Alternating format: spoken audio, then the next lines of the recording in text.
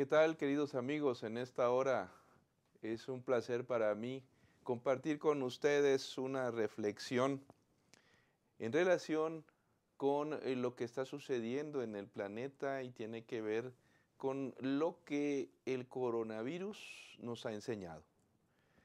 De parte de la editorial Adventista en México, GEM Editores, me siento impulsado también a compartir con ustedes esta que aparecerá en nuestra revista Enfoque de Nuestro Tiempo en un par de meses. Pero ahora mismo tengo la impresión de que estamos pasando por un momento que necesitamos detenernos un poco, serenarnos y reflexionar en la palabra de Dios a partir de los eventos que están sucediendo. Y también creo que es muy importante que miremos el mapa profético. Es decir, esto que está sucediendo, ¿hasta dónde podemos decir que lo podríamos ubicar en el mapa de los eventos finales? Es evidente que en una situación como esta aparecen todo tipo de perspectivas, opiniones, interpretaciones, y un elemento que ha marcado esta pandemia como es la desinformación. Mi objetivo no tanto es hablar acerca del tema desde la cuestión médica. Creo que hay profesionales que pueden hacerlo de una manera mucho mejor que yo. Pero creo que en este momento sí es muy importante observar la conducta humana. Hay que mirarnos. Ya nos dimos cuenta de cómo estamos reaccionando. Ya nos dimos cuenta de lo que estamos diciendo. Ya nos hemos puesto a pensar en los alcances de las consecuencias que van a venir por lo que estamos viviendo. Desde diciembre de 2019, cuando estalló la epidemia del coronavirus, COVID-19, como se le ha llamado, y se empezaron a dar los primeros casos allá en Wuhan, China, pues de pronto nos dimos cuenta de que algo muy grave se venía, aunque al principio no se le tomó en serio en muchos lugares. De pronto empezamos a escuchar que había cada vez más problemas. El problema se desplazó posteriormente a Europa y hoy es el centro de la epidemia. Después saltó a América y nosotros tenemos un problema muy serio en este momento. Independientemente de que el coronavirus no es un problema menor, como algunos han tratado de reducirlo, y tampoco podemos nosotros decir que es un invento de los medios de comunicación. Creo que la reacción que hemos tenido o que se ha observado hacia el coronavirus sí merece una reflexión. Y quizás, como dice Ellen White, es en la crisis cuando se revela el carácter. Y nosotros estamos revelando que somos una sociedad tremendamente egoísta, tremendamente egoísta. En primer lugar, por irresponsables. Es decir, no queremos seguir las indicaciones que se nos dan. Eso es una terrible irresponsabilidad fundamentada en el egoísmo. Nada más pensar en uno.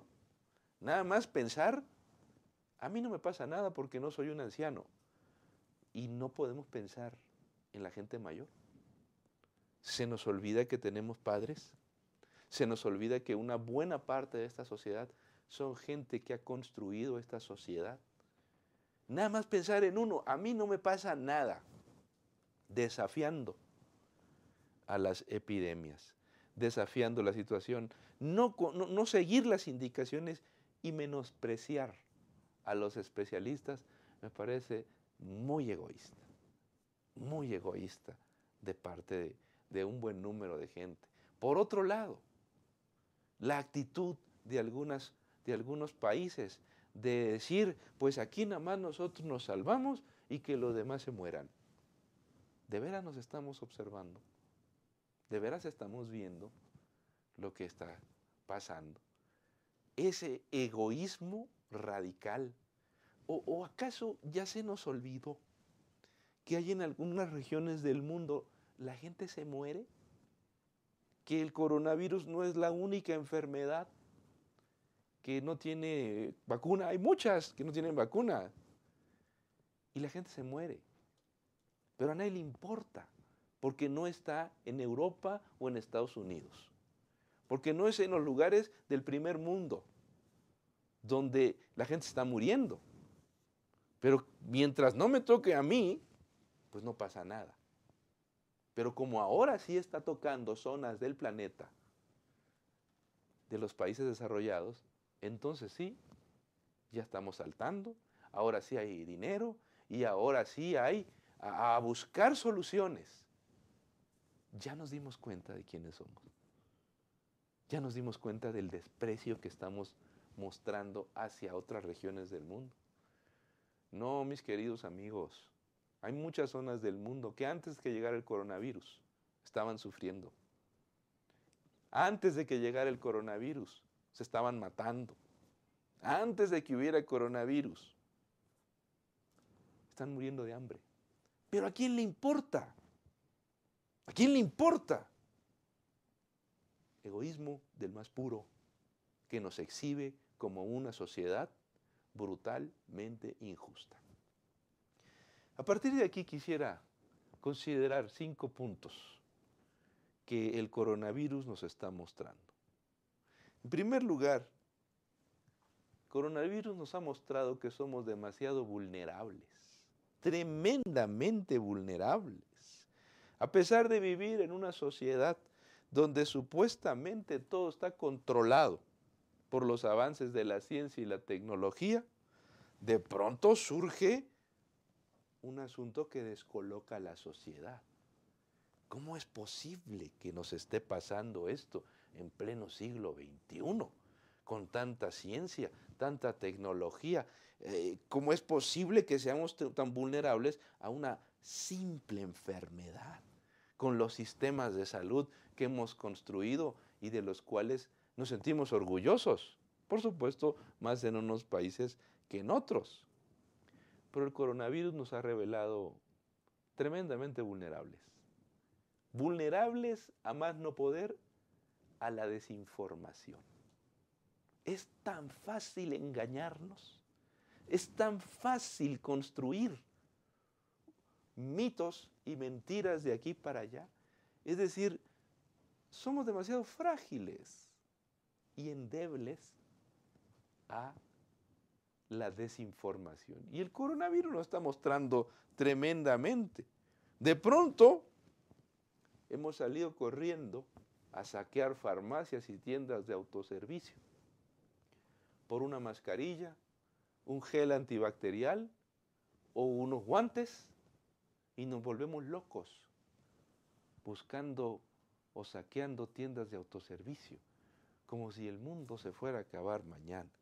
A pesar de que ya nos han dicho que no lo hagamos, ahí estamos como locos, vulnerables, demasiado vulnerables a la desinformación. Ahora, la raza humana, sobre todo la sociedad occidental, se ve presa de la indefensión. Una conducta que es muy extraña, sobre todo en los países desarrollados. Acostumbrados a creer que todo está bajo control. Y de pronto nos miramos que estamos en la orfandad. Andamos desnudos. No tenemos seguridad. Y nos volteamos a ver y nadie nos da la seguridad de que todo va a estar mejor. Lo cierto es que los seres humanos no somos omnipotentes. Por eso tenemos marcadas limitaciones que son propias de nuestra naturaleza. De ahí que el rey David le pedía a Dios en Salmo 39:4, hazme saber, Jehová, mi fin y cuánta sea la medida de mis días. Sepa yo cuán frágil soy. Qué importante es saber cuán frágiles somos. Qué importante es reconocer nuestras limitaciones y reconocer que no somos dioses, que no lo tenemos todo bajo control, que somos seres dependientes del Padre Celestial. este es un buen momento para recordarlo. Por otro lado, el coronavirus nos ha exhibido y nos ha recordado que el miedo va más allá de la tecnología. El coronavirus es una enfermedad que pasará dentro de unos meses en los países donde está haciendo crisis. Un buen ejemplo es China. China ha ido superando, después de varios meses, la epidemia, la ha ido controlando, y eso va a pasar en el resto de los países del mundo.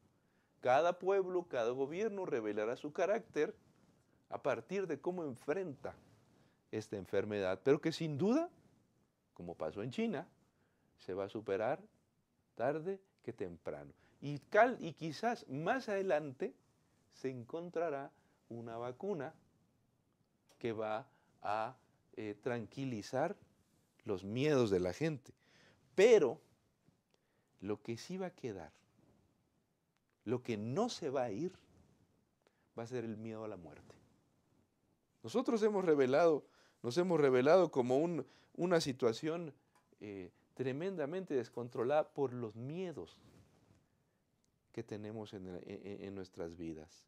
Y quizás, mis queridos presentes, mis queridos amigos, como dice Mario Vargas Llosa, el terror a la peste es simplemente el miedo a la muerte que nos acompañará siempre como una sombra.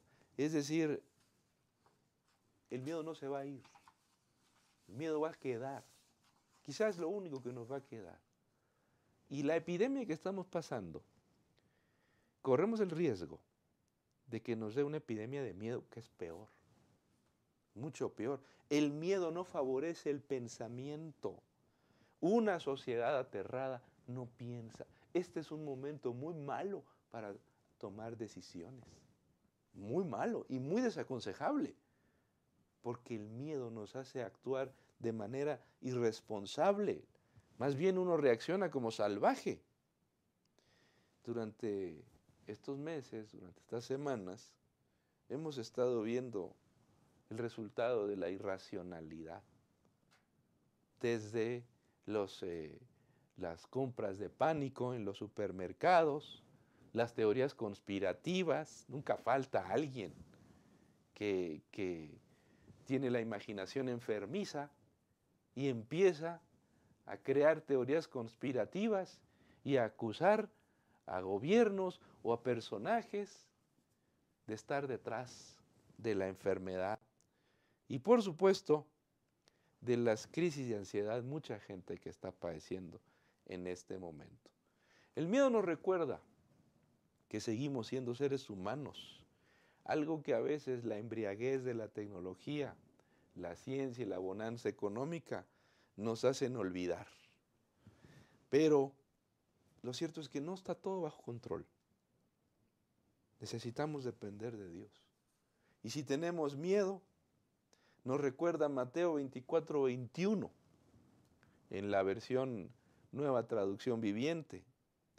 Jesús dijo, pues habrá más angustia que en cualquier otro momento desde el principio del mundo, y jamás habrá una angustia tan grande.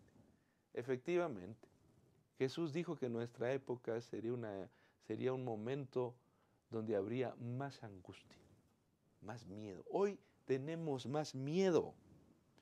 Ese es uno de los rasgos más acendrados de la condición posmoderna. Reaccionamos con menos fuerza a la adversidad. Por eso necesitamos más fe. Ya el filósofo Gilles Lipovetsky hablaba de la inseguridad interna de esta generación. También Jean Delerue mencionaba que el miedo en Occidente es parte de su naturaleza. ¿Qué nos va a quedar después de todo esto? Nos va a quedar mucho miedo, porque el día de mañana no estamos seguros que las cosas vayan a repetirse en otros escenarios. En tercer lugar, hoy quisiera comentarles que sí se pueden perder las libertades. En algunos de mis libros Yo he comentado que hay 4 escenarios en los que podrían darse las condiciones para que el mundo pudiera unirse y pudiera luchar en un frente común. Una de ellas es un ataque terrorista o una crisis de seguridad, como ya lo hemos visto en el pasado. Es un ataque de terrorista de dimensiones mayores. En segundo lugar, una crisis económica. En tercer lugar, una crisis ecológica. Y en cuarto lugar, yo he escrito que una crisis sanitaria sí favorece las condiciones para que se quiten las libertades en una sociedad. Pues es justo lo que estamos viendo en este momento. Es decir, sí se pueden perder las libertades.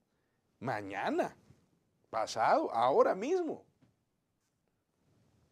Hay gobiernos que han tomado decisiones drásticas de declarar confinamientos obligatorios de la sociedad, suspender actos multitudinarios e incluso controlar el desplazamiento de la gente. Por supuesto que hay argumentos para hacerlo, pero los otros 3 elementos también lo son. Sí se pueden perder las libertades. En este caso, la Biblia presenta escenarios en los que antes del regreso de Jesús a este mundo, la gente perdería sus libertades. Allí en Apocalipsis 13, 16 al 18, dice que en un momento no se permitirá comprar ni vender. Y habría una restricción tremenda en cuestiones económicas y de libertades. Para muchos críticos estas declaraciones sencillamente no se aplican hoy. Pero a partir de lo que estamos viviendo, ¿de veras resulta tan alejado de la realidad? Un escenario de crisis favorece la pérdida de las libertades. Hoy tenemos un ejemplo, pero no estamos pensando en lo que va a pasar después de esto. Viene una crisis económica brutal en todo el mundo. Tenemos que prepararnos porque viene una crisis económica que ningún gobierno estaba esperando. Otro de los escenarios que puede favorecer el Frente Común Internacional. Una crisis económica, porque esta situación va a generar problemas económicos muy serios. ¿Va a ser la siguiente crisis económica un momento para que el mundo se una y se fortalezca? Pues no lo sabemos. Pero de que se puede dar el escenario, claro que se puede dar. Debemos de estar muy cuidadosos con lo que va a venir. En cuarto lugar, sí puede haber medidas de carácter mundial. Claro que puede haber medidas. Hay gente que ha pensado o ha dicho pues que cada país es una isla. En este momento no importan las ideologías políticas, tampoco importan las tendencias religiosas de las sociedades. Una epidemia de esta naturaleza o un escenario de esta naturaleza echa por debajo las constituciones y las libertades, como ya hemos mencionado. Por lo tanto, una crisis de esta naturaleza, en una crisis de esta naturaleza, nadie puede actuar como si fuera una isla. Y es lo que estamos pasando. Tenemos un escenario en el que todo el mundo tiene que pensar de manera global. Todo el mundo lo tiene que hacer. Ahora bien, bajo futuros escenarios de crisis, las naciones del mundo estarían obligadas a sumarse por el bien del planeta, sin importar su condición económica, religiosa o política. Es decir, ya tenemos el escenario. Ya tenemos el escenario. En la Biblia también se plantean escenarios de unidad mundial antes de la venida de Jesús, ahí en Apocalipsis 18, 3 y 9, con la figura de la Babilonia mística. Y ¿cómo pensar que en algún momento el mundo se tenga que unir? Pues aquí tenemos un escenario. Puede haber más, pero de que se puede, se puede. Por supuesto, por supuesto. A la luz de las recientes actuaciones de los líderes del mundo, pues tampoco resulta tan desatinado pensar que en el futuro se puedan repetir bajo condiciones distintas. Y finalmente, quiero comentarles que el coronavirus nos ha enseñado que hemos perdido la capacidad de ponderar lo que más vale en este mundo. Pues cancelaron los eventos multitudinarios, cancelaron los cines, cancelaron los teatros, cancelaron el fútbol, cancelaron actividades en centros turísticos, han cancelado muchas cosas. Pero ¿de veras es tan necesario todo eso para vivir? ¿De verdad? ¿No podemos vivir sin fútbol? ¿De verdad no podemos vivir sin baloncesto? ¿De verdad no podemos vivir? Creo que esta enfermedad nos ha obligado a repensar dónde estamos, quiénes somos, a dónde vamos. Y mis queridos amigos, ¿de veras es tan difícil quedarte en casa? Es demasiado sencillo enfrentar esta enfermedad comparada con otras. Es decir, la prevención es demasiado simple. Lávese las manos, quédese en su casa, no vaya a lugares concurridos, guarde su distancia.